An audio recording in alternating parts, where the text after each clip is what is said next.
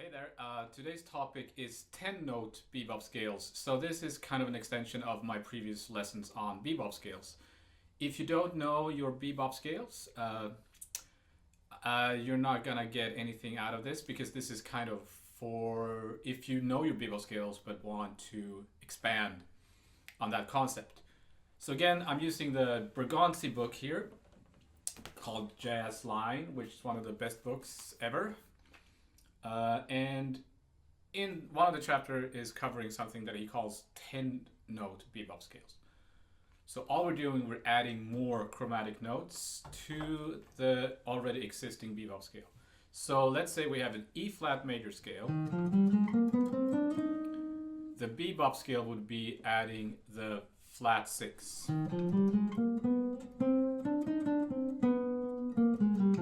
Which, as I already covered, creates a situation where it creates the harmony of the chord, right? You're playing a chord tone on every strong beat.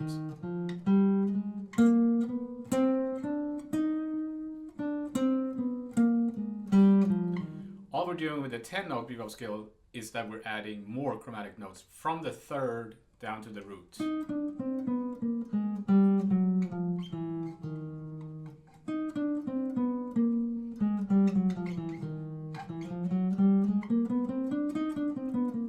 So let's hear what it sounds like over an E flat major 7.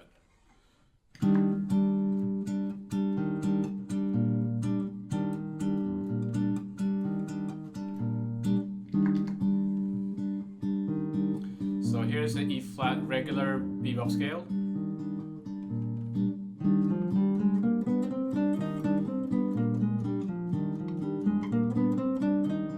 Now I'm just adding the new notes.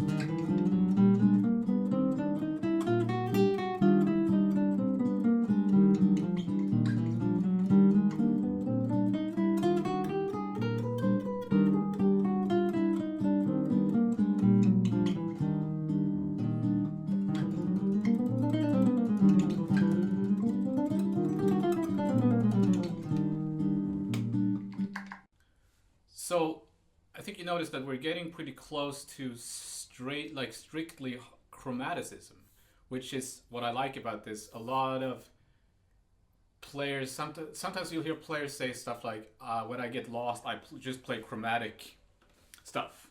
You know, like... Because if you play a chromatic scale, every other note is going to be a good note. Which is kind of true, but I think that's kind of a lazy approach, even though I've probably guilty of that myself.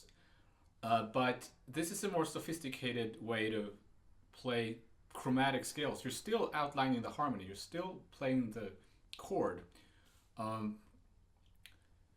but you are getting very close to playing just chromatic scales. And if you listen to or analyze classical music, for example, you'll hear chromatic scales all over the place, but they're targeting important notes. It's just like it's not just random chromaticism. So I like this concept. I'm not gonna go over every 10-note bop scale and how it applies to different chords and which one corresponds with which chord, because if you want to know all of that, I recommend getting this book. I also don't want to take credit for something that I didn't come up with myself. So, especially when it gets into the altered chords and the dominant chords, it gets really interesting the way he talks about 10-note bebop scales over like altered dominant chords, for example.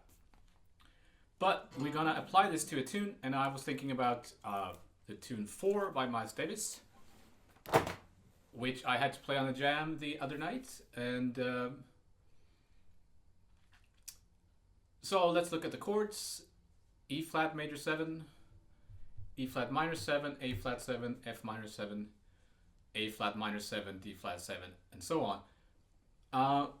As I mentioned before, we can ignore the 2 chord in a 2-5 because it's the scale that works over the A flat 7 works over both those 2 chords. That's why I put brackets around those chords, and here you can see how I simply ignored those chords. So we're still playing them, but the scale that I'm thinking about is from the following chord, right? So instead of thinking E flat minor 7, I'm already thinking A flat 7, dominant bebop scale there. So the first chord is E flat major 7, E flat major bebop 10 note. And then the next chord, which is E flat minor 7, I'm thinking A flat 7. Same thing there, I'm adding chromatic notes from the third down to the root.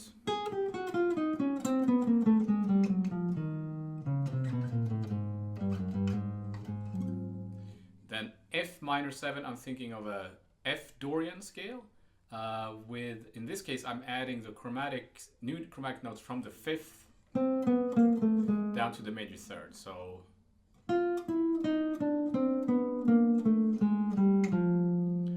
and then we have a D flat 7, or actually A flat minor 7, but again, I'm ignoring that, thinking of the whole 2 bars as one big D flat 7, which you can do when you're playing. Like if you listen to early jazz, by the way, they often don't play the 2 chords. That came kind of later, I think, with bebop. Anyway, so we have D flats. And here too, obviously, I add the chromatic notes from the third down to the root. And then again, we have an E flat major 7, and this time there's no time to play the whole scale, so I'm playing a regular bebop scale. And B7, ignoring the F sharp minor. And then I have 2 bars of B flat 7, because I'm ignoring the F minor 7. Alright, so let's make a little backing track here, and I'll show you what it sounds like.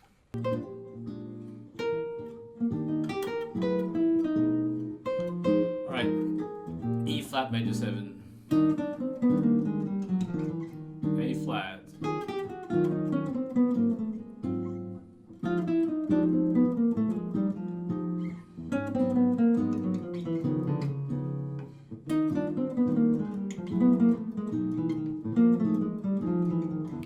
I messed up there, sorry.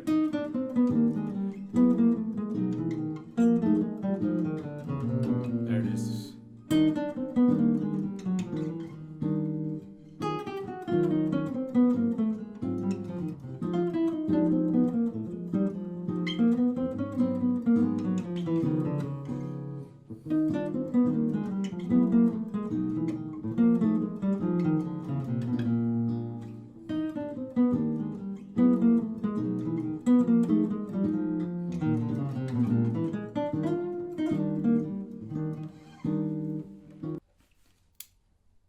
So I hope you get the whole thing where I'm ignoring the 2 chord. As you can see in the third bar there, I'm playing A flat dominant bebop scale, even though the chord is actually E flat minor 7. Sounds great in my opinion. And then again, you want to be able to, just like before, to start on the third of each chord, start on the 5th and the 7th, and so on. I'm not gonna go over every possible way to practice bebop scales again. If you're interested in that, I strongly recommend getting the book Jazz Line. But I made a little etude here over the first section of the tune 4, where I'm playing these 10-note bebop scales and connecting them with some jazz cliches lines that we all know and love, such as. So I'm starting on the third here first. And